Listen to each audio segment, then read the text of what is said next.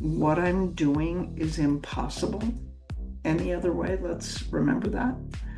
If their pain is the only power they have in their family dynamic, it's not reasonable to ask them to give it up. Work comp system, pain doctors, general practitioners, is that they don't have a tool that can get the patient out of pain. There's no other way besides FSM to get rid of the scar tissue in the nerve. The kidneys are the final common pathway for excretion of a lot of things. So even organic chemicals. Do you want to treat kidney toxicity? That's never nothing. What's your hemoglobin A1C? Did you get vaccinated? Did you get COVID? Do you have gout? Those kinds of questions. I mean, there's a frequency for the capillaries. Thank you for subscribing to the Frequency Specific Microcurrent podcast. FSM is a breakthrough tool for medical practitioners who feel stuck with limited treatment options, especially for complex issues unresponsive to conventional care. FSM training is the best continuing education course for medical practitioners. Get our free introductory webinar at frequencyspecific.com/about or find FSM trained practitioners at frequencyspecific.com/find. Here's Dr. Carolyn Kim Pettis. Hi, everybody. It's just me today, Miss Kim, but she is out of the country. I'm not sure where. Tell stories until you figure out what questions you want to ask. I guess that'll work. Merry Christmas. And I guess it's a good time to think about the gifts that you give your patients. I had a father and daughter come in this week, and the dad has had multiple knee surgeries, right hip replacement, 2 low back surgeries, very physical job. And he's had sciatica. The last back surgery was L3, 4, 5, and S1, taking out discs, taking out the lamina, thinning out the lamina, taking out those. And he's had nerve pain down his left leg from basically L2 through S2 for 4 years. So his pain level's like a 6. And so that's what bothered him the most. He's very physical, very muscular, works out in the gym anyway, keeps trying to stretch this nerve, and because his muscles feel tight. And so the first day he left with L2 and 3 normal sensation instead of hyperesthetic, and his pain level was a 4 instead of a 7, so that was good. And then the second day, it took 40 and 396 and 81 and 396 and scarring in the nerve on a third machine all the way from his low back down. Actually, we worked on the foot because he felt like his calf was really tight and his foot was really tight. So we did 13 and 396 and basically took his foot apart by moving it. And then had a knee pain on 2 custom cares, 1 on each knee, because he has had surgery on both knees, actually, torn meniscus. We have lots of imaging, which was nice. And then the last step was scarring in the dura, scarring in the nerve, scarring in the joint capsule.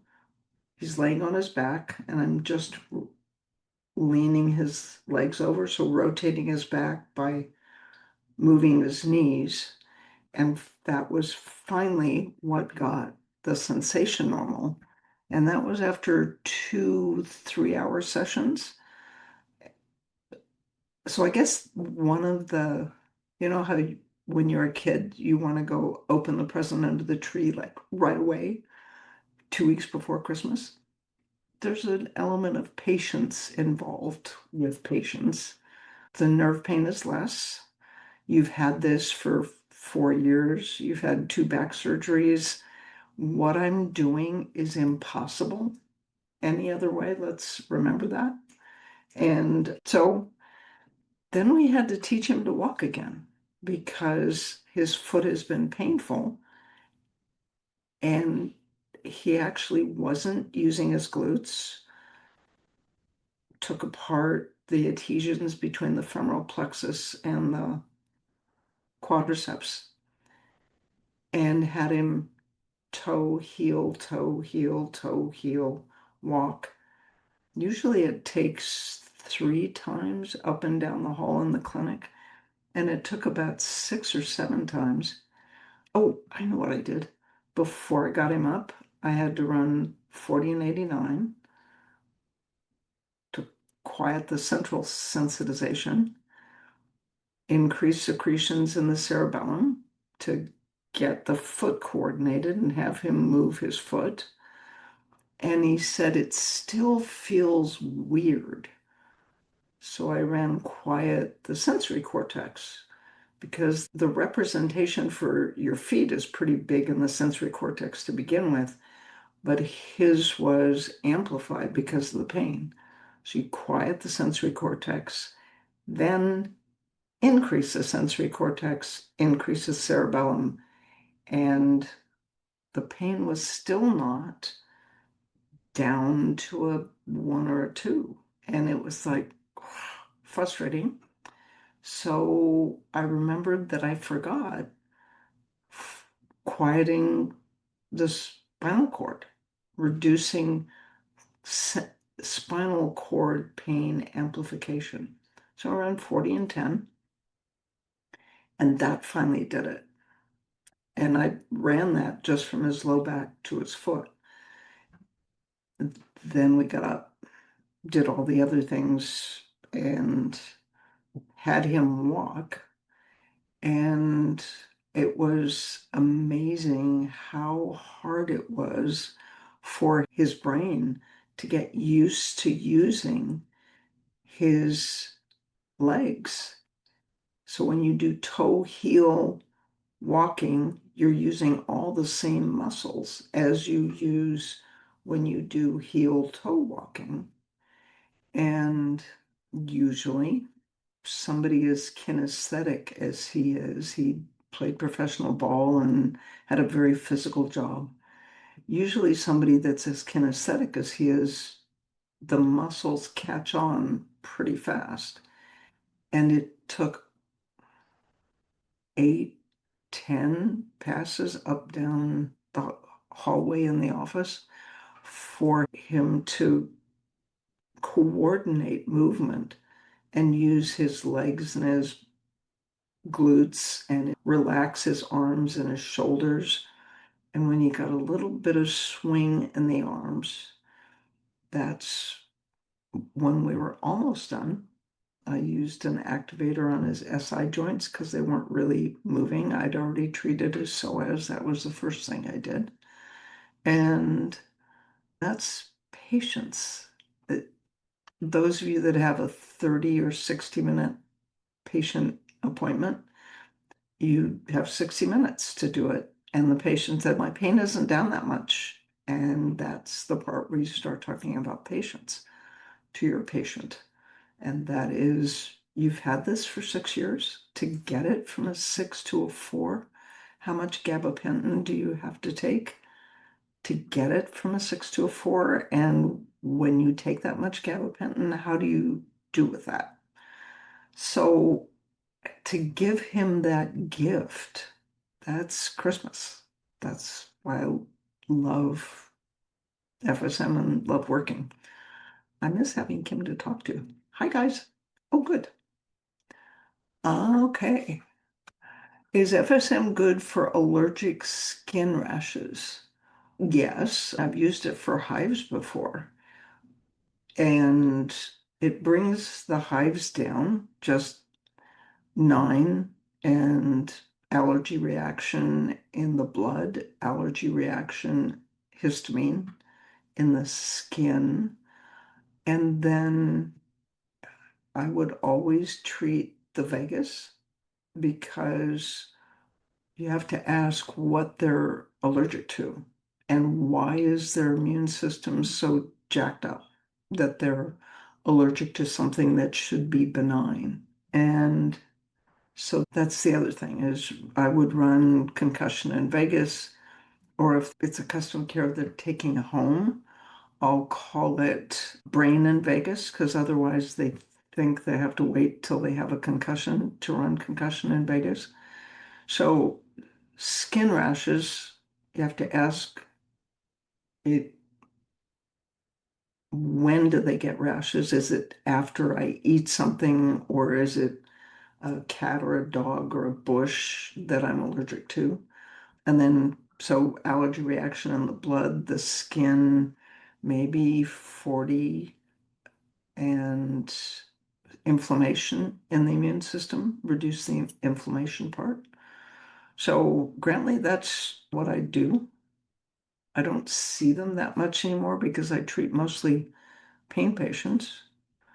So that's good. Linda, Avery, do you recommend using 217 to help dissolve a calcium oxalate kidney stone? Number one, how do you know it's calcium oxalate? There's that. But yes, 217 is part of dissolving kidney stones. So 242, 276, and 766 are the frequencies we have for calcium. 217 is supposed to be calcium oxalate.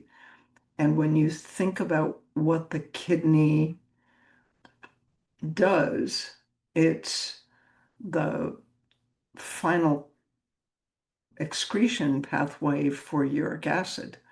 And I've got to get my other glasses on. It's a final excretion pathway for uric acid. And so I would include uric acid in the protocol to dissolve kidney stones. So if the urine is too alkaline, the minerals tend to precipitate out. And that's, I think, part of where kidney stones come from. Ooh.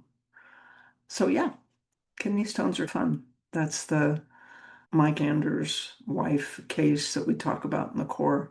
Suzanne, happy holidays. Exactly. Lots of different holiday traditions around Christmas. Thanks for the story about patients. Can you speak in general working with clients that are married to their own pain? Oh, wow. Yes. In general, when you take a patient history, and my histories are different now than they were 30 years ago, one of the questions, like the last you ask, have you had any auto accidents? Have you had any surgeries, any major illnesses? How much alcohol do you drink? Have you ever been molested, abused, or raped? It's in the same tone of voice, in the same list. So you find out about central sensitization. And when you say married to their own pain, it's a really good way to put it. There's more than one way that happens. One is they're just used to it. This guy's an athlete, he's really stoic, and he comes in with his pain level at a 6 or a 7, and gabapentin doesn't touch it, and he works out, and he goes to the gym every day, goes to work. So he just works with that level of pain, and his brain and his body are used to it. And I don't know how many of you have ever been married for 30 years, but you and your husband or partner are different, and you get used to each other's idiosyncrasies, and you just work around it. So, in that respect, that's how they get married to their pain. They just learn how to deal with it. At least he did. There are patients that have been in pain for a long time, and it's debilitating. The psychological aspects of chronic pain are varied. From a neurologic standpoint, you have to think about where their pain is, what contributes to it. And as we have seen in Jay Shaw's presentations, you have peripheral pain generators that sensitize the pain pathways in the spinal cord. That sensitizes the midbrain, the hippocampus, and the thalamus. Often will expand the part of the sensory cortex devoted to that part. So if you look at the homunculus for the sensory cortex, there's a big representation for the fingers, the feet, the lips, the face, and the genitals, and the rest of it's pretty small. Not much space devoted to the shoulder or the knee, unless you've had chronic shoulder pain for, I don't know, 8 years, and then you finally get around to a shoulder replacement. Then you've got the neurologic component. Yes, there are peripheral pain generators, and you have the pathways, pain pathways going up, morphine pathways coming down, pain pathways going up, the midbrain, the thalamus, suppressing pain or amplifying pain, the hippocampus, sensitized or not sensitized. So, yes, I was molested or raped when I was 11, 12, 13, 14, something in there. And that sensitizes the midbrain, the hippocampus, to it just puts you more on edge, more alert to things like pain. And then you've got the neurologic part and the sensory cortex. Then you've got the emotional part. If their pain is the only power they have in their family dynamic, it's not reasonable to ask them to give it up. So I had to get used to that when I was treating fibromyalgia patients. We had patients that would come and get almost better. They'd start to recover. And then all of a sudden they'd cancel their appointments for 6 months. And then they'd come back and we were back where we started. We had other patients where as long as they were improving twice a week for, I don't know, 4 to 6 weeks, and then once every 2 weeks, and they're improving and they continue until they're recovered and the fibromyalgia is gone. So there's the emotional, psychosocial part of it. There's the neurologic part of it. You can help a lot just by running concussion in vagus during the treatment. And the other day on one of the units, I have a custom care that I have in my office. I have concussion in vagus normal, concussion in vagus minus 94, 94. And I created a concussion in vagus plus 89, which is the midbrain. And in that version of concussion in vagus, I run quiet the midbrain for 20 minutes. I just extended the time. The standard protocol has it for 4 minutes, and I extended the time to 30 minutes for sensitized patients because I get so many of them. So that's why the answer to your question is not simple, Suzanne. It's a good question. It's easy I used to have a real prejudice about secondary gain because I saw patients with fibromyalgia and chronic pain that had been written off because of they just had secondary gain. they used their pain as a way of getting attention or getting what they wanted, and it was an emotional thing. The challenge for the work comp system, pain doctors, general practitioners, is that they don't have a tool that can get the patient out of pain. There's no other way besides FSM to get rid of the scar tissue in the nerve after 4 years of sciatica, after 4 years of the entire lumbar plexus being inflamed and adhesed. There's just no way. They just don't have a tool. So he had chronic pain, and he was, I wouldn't say he was comfortable with it. He came from out of state to get treated along with his daughter, and who's getting treated for something else. And it, but I still had to treat. He had been molested when he was at summer camp when he was 11, and his parents wouldn't come pick him up. So he was centrally sensitized. He had dealt with it, talked to people about it, was getting therapy for it, doing stuff.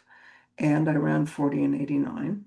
And his affect changed. He now had power over his pain.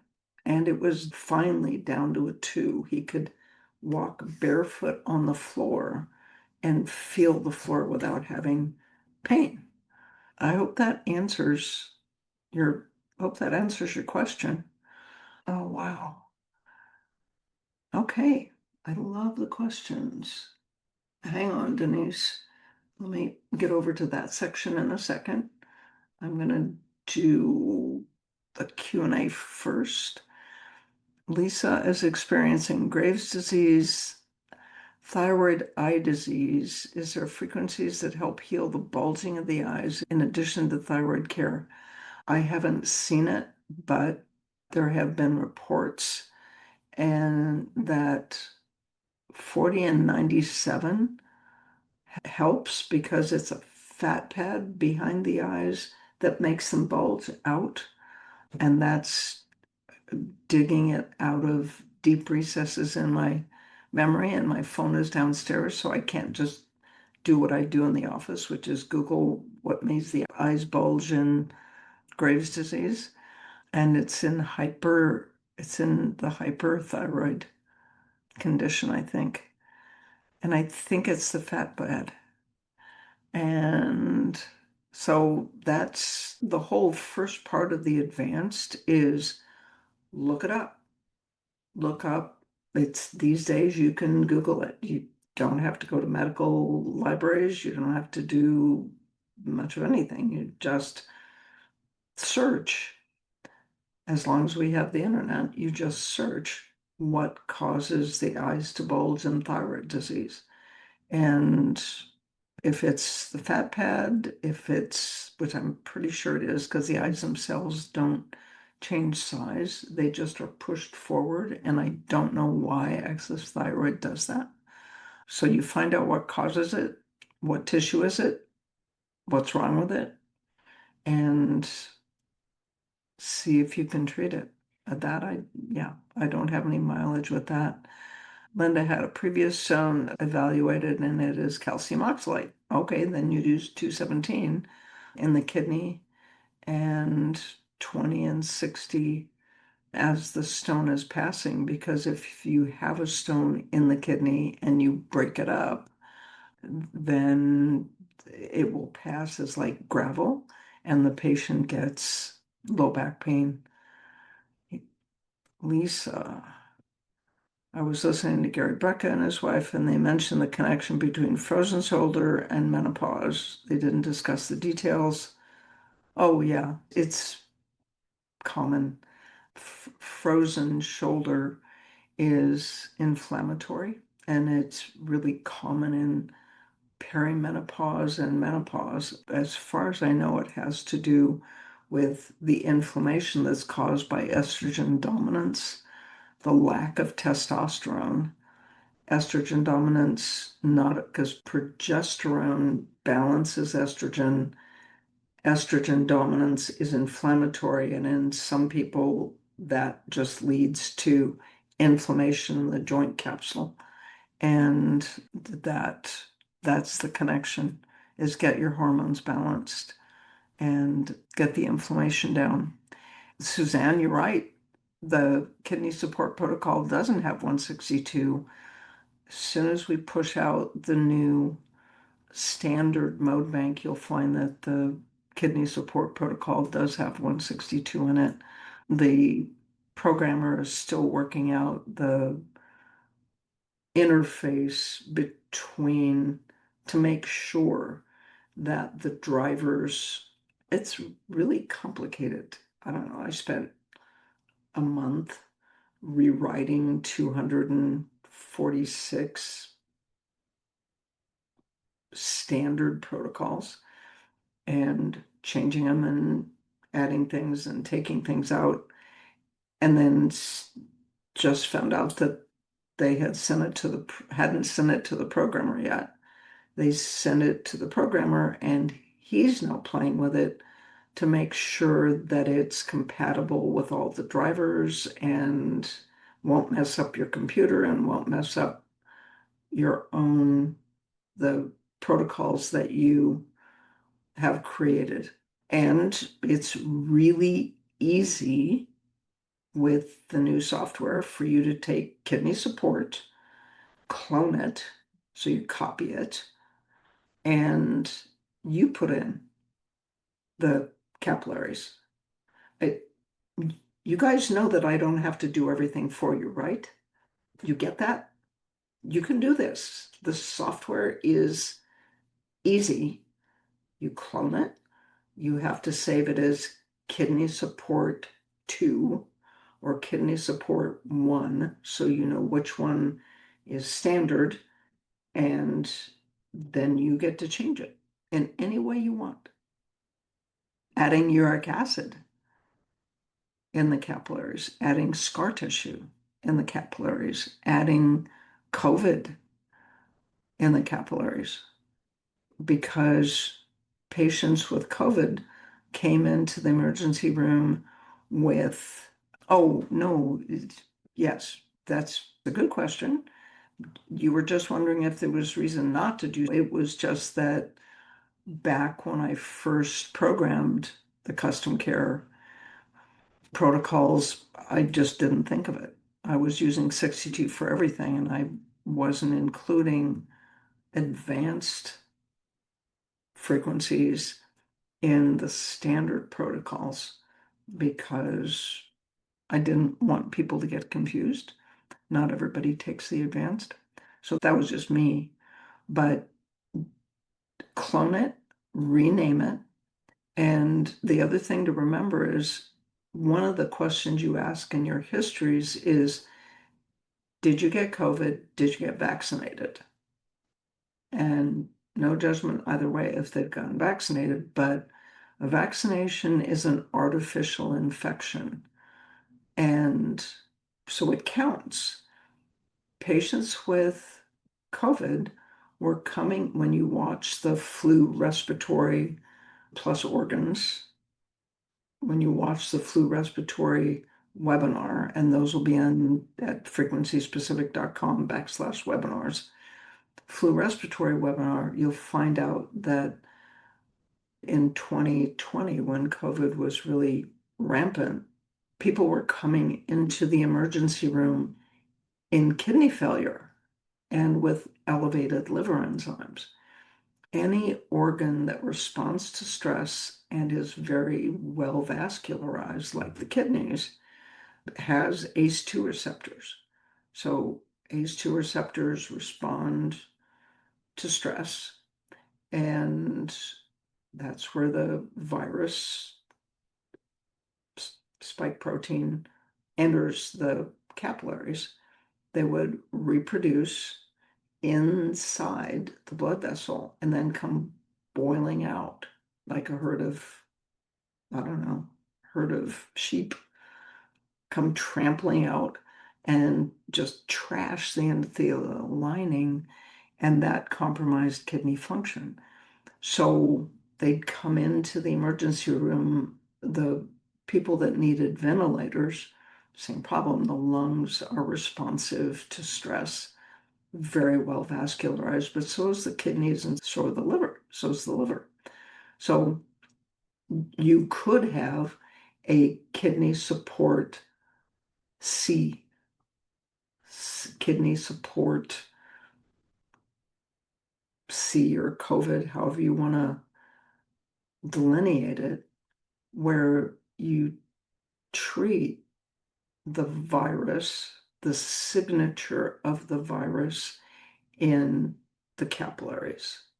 And I don't know if I'd treat the tubules or not, because you have to keep the protocol short enough that the patient will run it, or so you can run it in the office.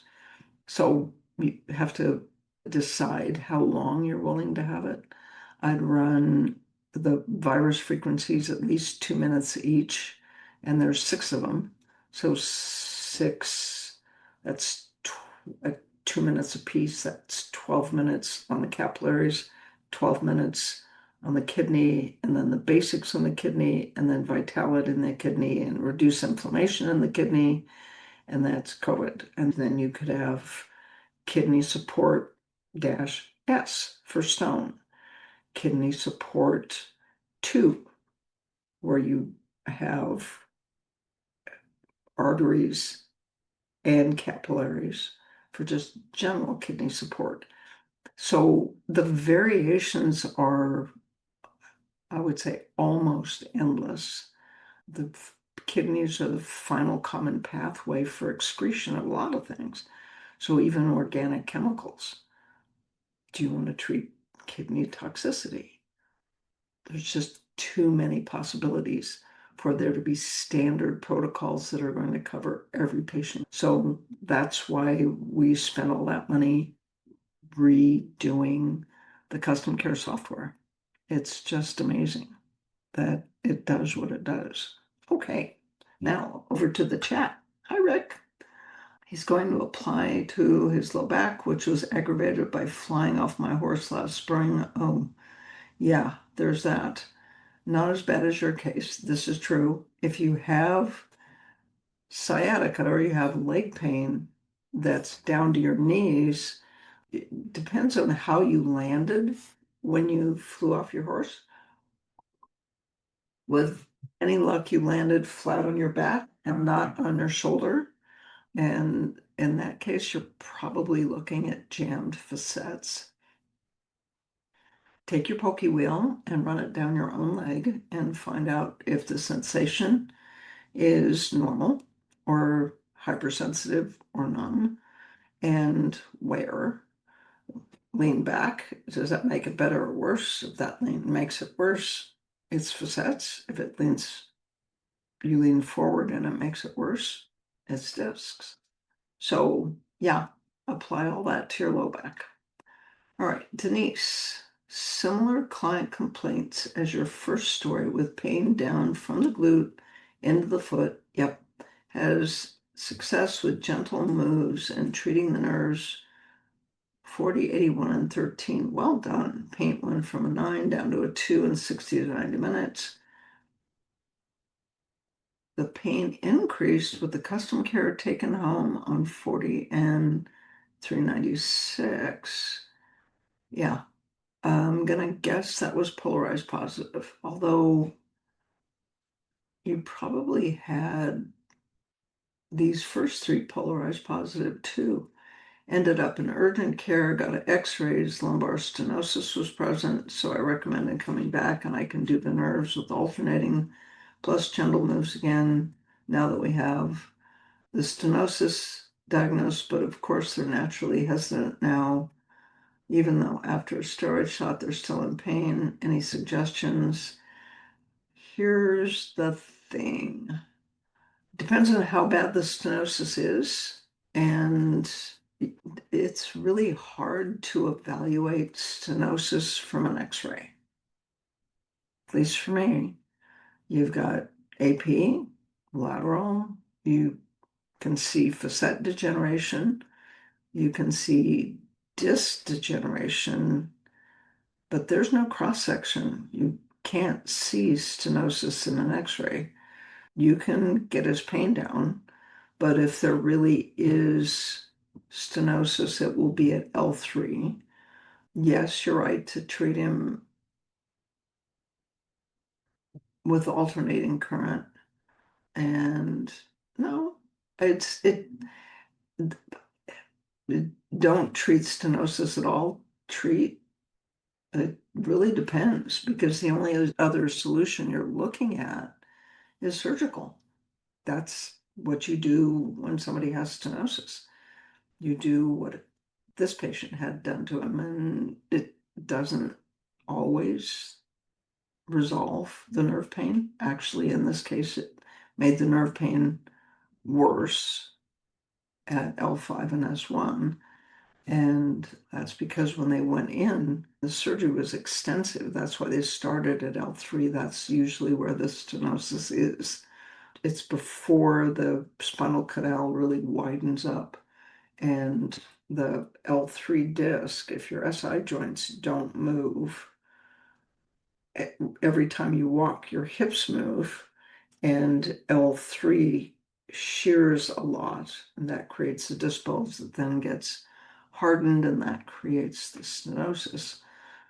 The one thing you can do for him for sure is be sure and treat scarring in the ureter, because when you look at facet degeneration that comes in from the back and narrows the canal, disc degeneration that comes in from the front, the only thing I can think of that does that is the kind of lumbar spine compression that's caused by a tight psoas. It's why these days in every core seminar, the supine lumbar practicum is always 8 tables out of 10. There's almost nothing that's straight musculoskeletal or in the spine, facets or discs. It's almost always the psoas because it's tight from the front, then the brain tightens you up from the back and it puts the whole lumbar spine. Psoas attaches at L1, 2, and 3 in the front. The quadratus lumborum gets adhered to the kidney and the kidney fat pad.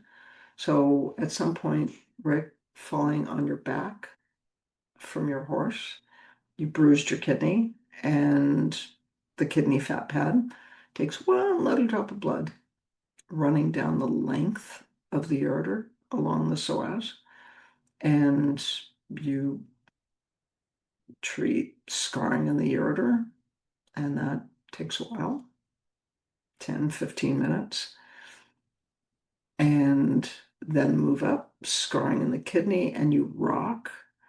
We finally got a really good video of this, and it will be in the practicum section on the website sometime soon. You rock the lower ribs as you're running scarring in the kidney, then you move your hand up about 2 to 3 centimeters and you run sclerosis in the fat pad and get those ribs to rock. Then you follow the ureter down and get the bladder loose, and the psoas is looser, and the patient can take a deep breath. That's the other thing, is the psoas weaves into the diaphragm from the front. The QLs weave into the diaphragm from the back, and that's a thing. For your patient that's reluctant, tell them that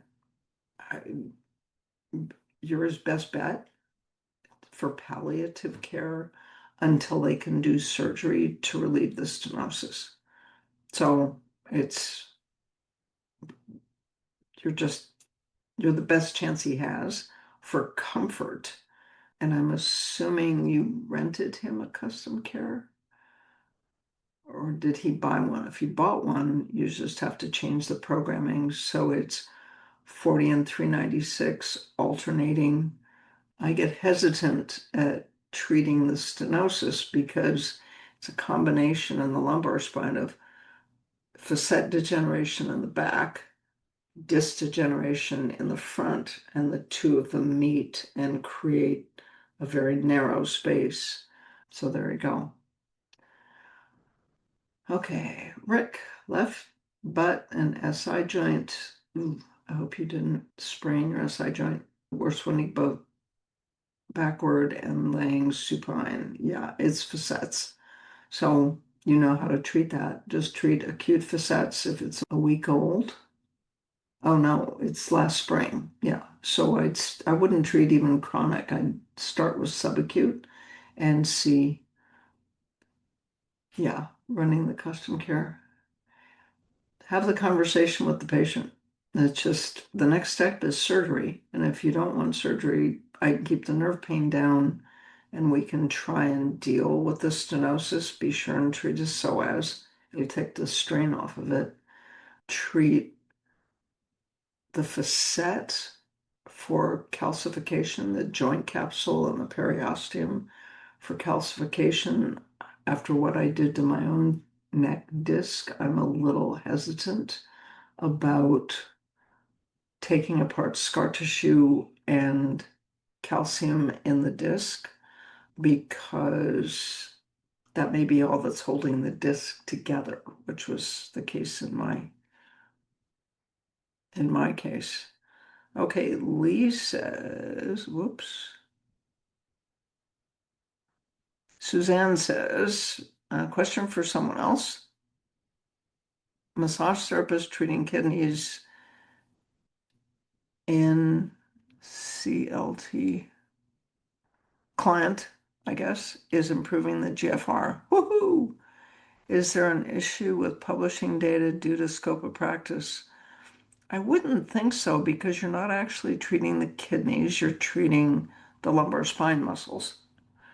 And if you're publishing the paper on, if you're publishing the paper, it's improvement in low back pain with frequency specific microcurrent. That would be the title of the paper. And then you list the frequencies that you're using, and you can say that the frequencies are alleged or described as addressing kidney function or addressing the kidney. My purpose in using them was to treat the patient's low back pain. Coincidentally, the GFR increased, which suggests that it's possible that these frequencies may actually address the kidney. I'm a massage therapist. The patient was there for massage. I was using the frequencies for the low back because the muscles were tight in the area of the kidney, something like that. You can talk your way around it. And speaking of case reports, biotherapeutics is so close. They actually have their MDR for CE mark, and the requirements for paperwork and data to get an MDR CE mark are just horrific. He's been working on it for 2 years and hundreds of thousands of dollars in time and effort and money. And they need case reports on simple things for us like low back pain, neck pain, knee pain, shoulder pain, because the device is approved in the category of TENS devices. So all of the things he needs case reports on are pain complaints. And it doesn't have to be published. It just has to be a case report. So we're going to be working on getting a jot form that we can send out to you that will make it really easy to provide just a single case report kind of data. Now, Lee, Sometimes a lot more core stability with strengthening will support the spine. Is stenosis better? Yes. Less in pain with verticality, and of course, better psoas length. Absolutely. So you, it, for stenosis, you have to get rid of the tight psoas. So that's the first thing. And then tightening or strengthening the abs, the obliques, the transverse especially. And if you can get the multifidi and the rotatories to move, and that involves, they only fire in the first 5 to 7 degrees of rotation in the lumbar spine. And getting the multifidi and the rotatories to move without getting the big muscles, the QLs and the lumbar paraspinals, to take over. That's the tricky part. And this is all OGI, the institute, the PTs that treated so many of my patients and me. So yes, and in a year of increased training, careful exercise is reasonable. And keeping the psoas loose so that the patient can strengthen the core and improve their posture. And if you've seen Eduardo's dura presentations, you know that the dura is involved, dural adhesions are involved in abnormal lumbar spine posture and mechanics. So treating the dura from basically from the skull to the tailbone and releasing it. So when I was working on this guy's low back, when I was rocking his knees, I actually got more improvement in knee range in rotation. So he's on his back and I'm taking both of his knees and rocking them from side to side. And you stop when it gets tight and you stop when you find resistance. And when I changed to scarring in the dura, he actually had more response in the ability to rotate.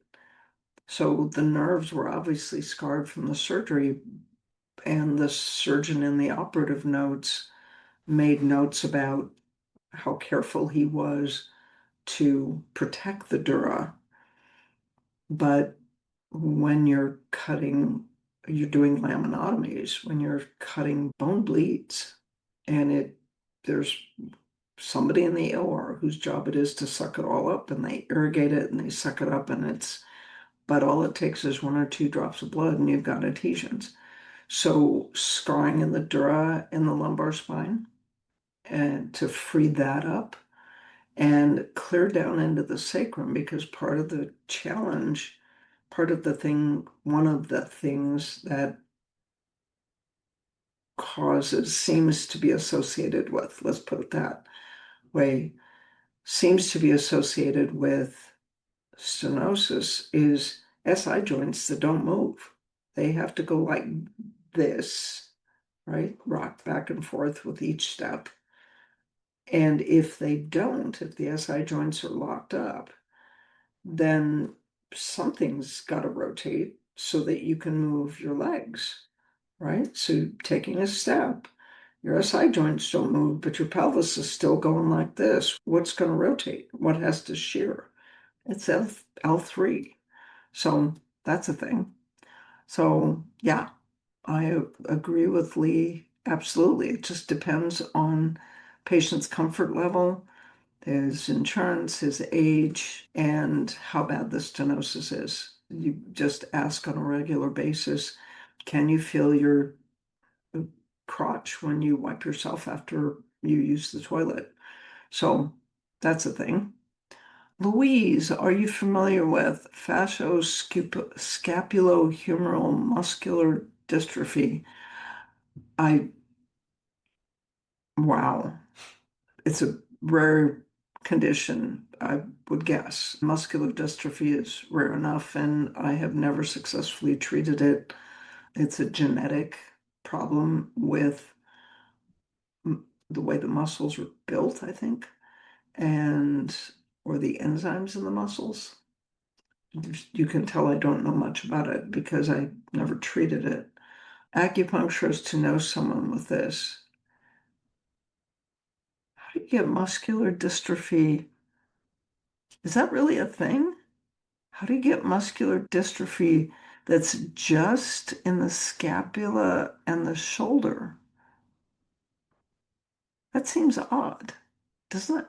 I'll have to look it up because this is a genetic problem and it's genetic. Like there's a problem with the genes in the muscle.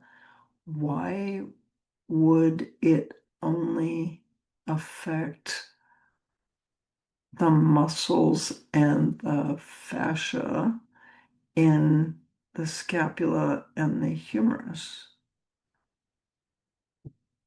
I wonder is number one, is the diagnosis correct?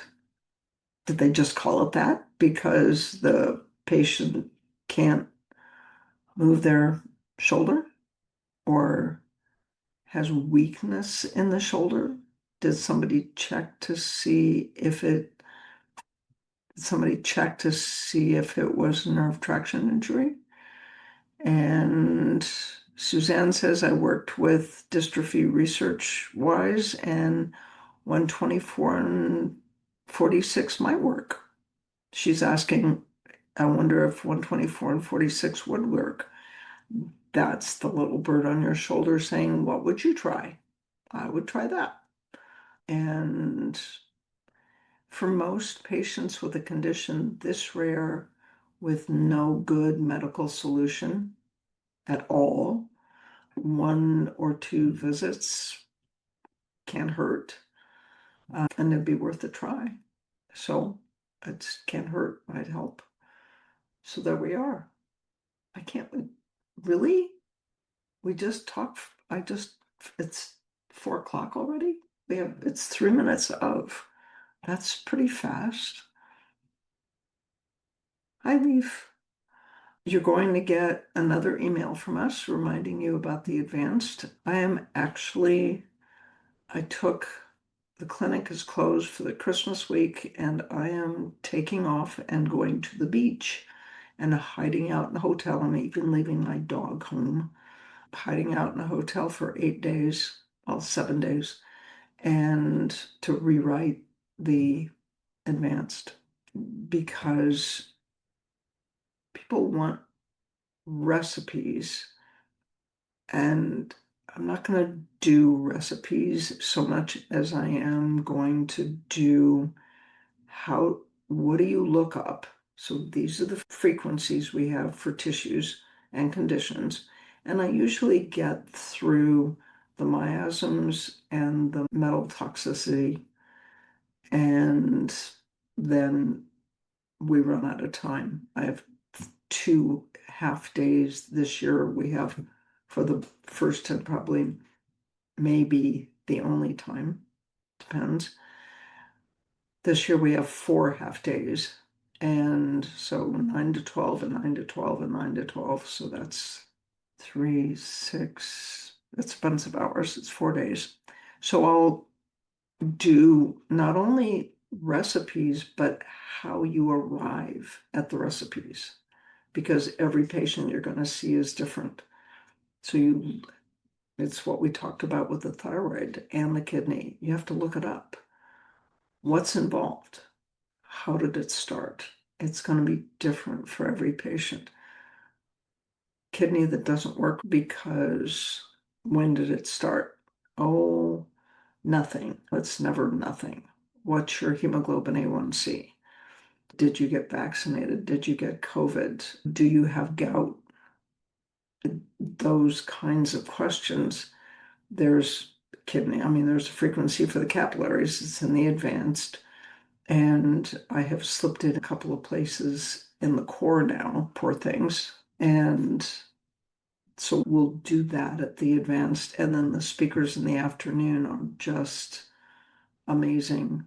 I'm just really looking forward to it because it's like an advanced and symposium put together. We have 4 published papers this year. We have people presenting their published papers. Louise did his osteoarthritis case report last year. It has now been published, and he's doing, oh, what's the condition? He's doing a case report on something really difficult that will come to me. So he's doing the case report and then he's submitting that. So he's coming from India. I think I'm going to present the published paper on scleroderma and what the treatment for it was and what the data is. And then Jesse Tierney has a published paper, and oh, I can see the name and I can't remember it. Lamont has a published paper, and Karen Perry has one on Ehlers-Danlos. So you guys are taking me seriously when I say the published papers are the future of FSM. Oh, Linda Avery, I'm hoping more guidance in developing a treatment protocol for interstitial cystitis. It is very complicated, and the protocol we have for interstitial cystitis right now was developed by Maggie Kaufman in 2000 and I want to say 2005. She presented it at the symposium in 2005. Her husband was a urologist, and she treated a lot of IC and successfully, and she described it as RSD of the bladder. But there are a lot of things that influence interstitial cystitis besides the nerves. And it depends on what stage it is. It depends on their age. The bladder is estrogen sensitive. The urethra is estrogen sensitive. So perimenopause and menopausal females that develop IC at the age of 42, that's different than somebody that developed it when they were 18. And it is complicated, and there's no easy fix, and the medical treatments are not particularly successful in general, as far as I know. Of course, I only see the failures, but there we are. So I hope to see you. Wait, the patient is male? That I would have to look up. I've never seen a male patient with IC. Every IC patient I've treated with interstitial cystitis is female. So that's a thing. Wow. Look it up. Interstitial cystitis in males, there's got to be something published about it in some urology text someplace. And Rick Allen says, it sounds wonderful. I'll register shortly. Please do. It's going to be fun. I'm looking forward to it. And I'd like to fill the ballroom. And these days, we always have as many live stream as we do in person. But it's the in-person stuff where you get to talk to each other and visit with each other. And I haven't talked to him and confirmed, but I think David Suzuki is coming, and they have been replacing faceplates on custom cares. I don't know if he's going to do that this year, but I would love to see you. So it's 4 minutes after 4. We're right on time, McMakin time. Have a very good holiday. We aren't going to be here next week because it's Christmas Eve, or the week after that because it's New Year's Eve. And just remember the gift you are to your patients, and Our gift. the gift FSM is to you. What? Our gift and Roger's gift is on the homepage of the website. Oh, okay. Our gift to you. The very top of the menu says Dr. Roger Bilica at the very top in the main menu. Okay. And that's how they can get to the page with the. That's right. Our gift to you is the molecules of behavior, which we've always sold, gifting that in Roger Bilica's memory to FSM practitioners. So it's at the top of the page. In the main menu. In the main menu. For Dr. Roger Bilica. Look when you go to frequencyspecific.com, look for Dr. Roger Bellica. You'll see his memorial, and you'll be able to access and download the molecules of behavior and the fibromyalgia workshop, both of which we usually sell. And it's worth every penny. Is there part 1 of fibro? I don't understand that. It's an 8-hour lecture, and that I start at the beginning, and I think I know what she's talking about. okay, Kevin knows what you're talking about. Email Kevin at com and ask him. Everybody have a very Merry Christmas. Love y'all. Talk to you later. See you in a couple of weeks. Bye. The Frequency Specific Microcurrent podcast has been produced by Frequency Specific Seminars for entertainment, educational, and information purposes only. The information and opinion provided in the podcast are not medical advice, do not create any type of doctor-patient relationship, and unless expressly stated, do not reflect the opinions of its affiliates, subsidiaries, or sponsors, or the hosts or any of the podcast guests or affiliated professional organizations. No person should act or refrain from acting on the basis of the content provided in any podcast without first seeking appropriate medical advice and counseling. No information provided in any podcast should be used as a substitute for personalized medical advice and counseling. FSS expressly disclaims any and all liability relating to any actions taken or not taken based on or any contents of this podcast.